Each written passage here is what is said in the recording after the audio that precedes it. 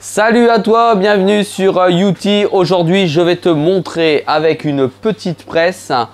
C'est pour faire simple, hein, la petite presse, tu pourrais utiliser la presse que tu souhaites, peu importe. Je vais te montrer comment faire de la sublimation. La sublimation, c'est une technique qui te permet de mettre de l'encre sur un textile, mais qui est en polyester. Alors, la sublimation, ça peut marcher sur des textiles qui sont entre 60 et 100% de polyester. Il vaut mieux naturellement que tu fasses de la sublimation sur des textiles à 100% de polyester.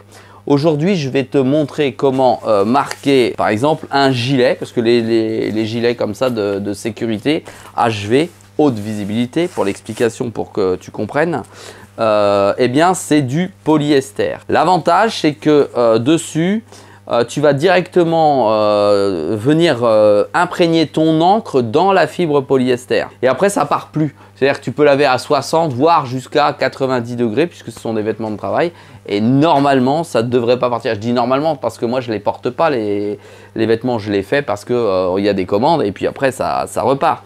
Ça sert aussi pour les sportifs. Donc, les vêtements qu'on a quand on fait du football, du basketball, etc. Ce sont des vêtements qui sont en général en polyester et respirants. Alors tu verras dans une prochaine vidéo, je vais te faire des vêtements, des polos respirants bleus qui sont en polyester sportif. Et là on a par exemple un gilet qui est, alors je te montre en plus près, micro-aéré. Il y a des micro-trous à l'intérieur. L'avantage du polyester, c'est qu'il va venir se mettre dans la fibre et dans les trous, il n'y aura rien. Les trous, j'ai mis un petit papier sulfurique comme ça qui va récupérer l'encre de trop et qui va se déposer dessus. Et ici comme ça on aura notre impression. Tu règles ta machine au-dessus de 180 degrés. Il faut savoir qu'en sublimation, c'est 180 degrés pour qu'il y ait la fameuse réaction chimique et que les molécules puissent finalement venir se mettre dans la fibre. Donc moi je règle à 190 degrés et ça se passe très bien. 190 degrés et en fonction de l'épaisseur du polyester, eh bien tu vas régler ton temps. Mon conseil, c'est que tu ne descends pas en dessous de 50-55 secondes. Donc moi je règle à 60 secondes. Voilà, on verra dans d'autres vidéos si tu veux avoir une couleur un peu plus intense en polyester, eh ben, sur le polyester, pardon, tu dois régler avec une température supérieure, un temps supérieur pour que ça s'imprègne un petit peu plus. Alors je vais venir régler ici mon gilet pour pouvoir régler mon impression.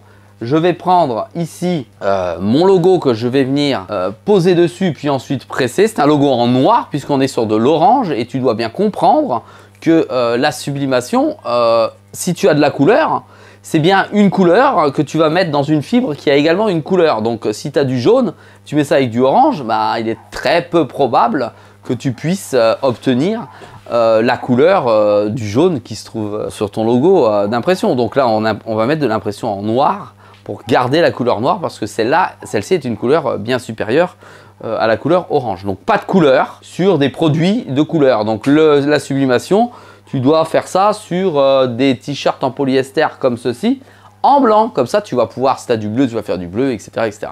Je te montrerai dans une prochaine vidéo naturellement le logiciel que tu peux utiliser, le type d'imprimante que tu peux utiliser. Pour ma part, j'utilise des produits de chez Epson qui sont conçus pour ça. C'est pas trafiqué, il n'y a pas d'échangement d'encre.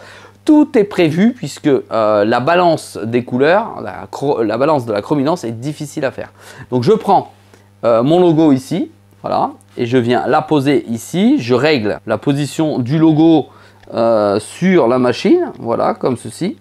Et je vais venir poser ici un papier sulfurique, comme si tu avais un four et puis tu faisais des gâteaux. Voilà, tu viens ici le poser. C'est pour éviter que le papier de sublimation s'envole et fasse une double impression quand il s'en va. Et ensuite, je vais presser 60 secondes. Voilà, à 190 degrés.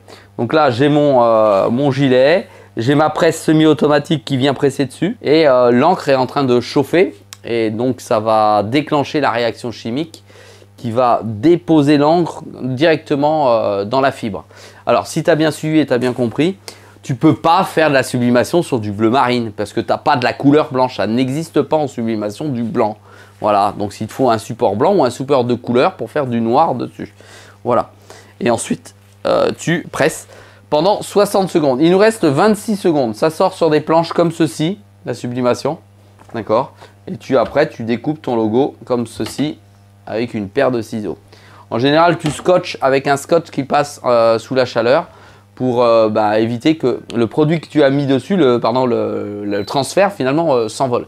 Voilà, je tiens la manette pour pas qu'il y ait une aspiration d'air, je remonte délicatement, j'enlève mon papier et là je viens peler à chaud. Alors peler, je te rappelle ce que ça veut dire, c'est retirer la partie qui a fait l'impression. Je pèle comme ça à chaud directement, je retire à chaud dessus. Ça, je le jette, il est plus bon, je ne le réutilise pas une deuxième fois, surtout pas. Et je sors mon gilet, voilà, mon gilet HV qui est marqué automatiquement en noir. Voilà, on marque en noir le gilet. Et là, voilà, ça y est, là, c'est directement dessus, ça part plus, c'est dans la fibre. Et même si la fibre a des petits trous pour l'aération, pour tout ce qui est transpiration, eh bien, c'est venu, quand c'est passé dans le trou, c'est venu se déposer sur le papier sulfurique qui était derrière. Et là, eh bien, tu as ton impression qui est formidable parce qu'elle va tenir et tenir dans le temps. Allez, si ça t'intéresse, inscris-toi sur la chaîne. J'espère que tu es déjà abonné. Mets un commentaire si tu as des questions à ce sujet et tu peux me retrouver en commentaire si tu le souhaites. Allez, à très vite dans une prochaine vidéo sur YouTube.